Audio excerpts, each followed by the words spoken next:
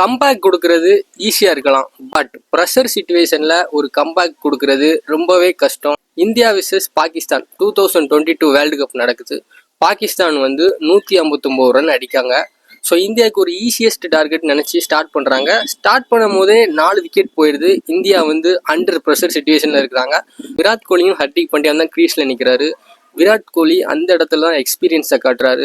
Innings எப்போதுமே attack பண்ணாம கொஞ்சம் கொஞ்சமா பில்ட் பண்ணுவோன்ட்டு ஸ்டார்ட் பண்றாப்ல. ஒரு பக்கம் ஹர்திக் பாண்டியா ஷாட்டுக்கு போனா கூட விராட் கோலி ஒரு மெச்சூரிட்டியோட அந்த ப்ரெஷரை ஹேண்டில் பண்ணுவாப்ல. ஹேண்டில் பண்ணி ஒரு ஸ்டேஜுக்கு அப்புறம் வந்தப்புறம் ஹரிஷ் ராவ் ஓவர் போட வராரு.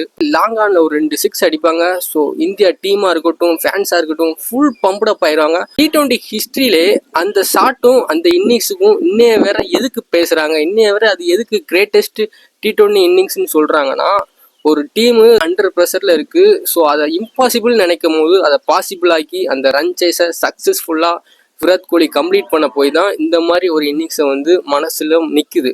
ஸோ அதே மாதிரி தான் லைஃப்லையுமே ப்ரெஷர் சுச்சுவேஷனை பார்த்து பயப்படாம அதை காமன் கண்ட்ரோலை ஹேண்டில் பண்ணும் போது உனக்கு ஒரு சான்ஸ் இருக்கும். அந்த சான்ஸை யூஸ் பண்ணி தான் நீ இம்பாசிபிளை பாசிபிளாக மாற்றலாம்.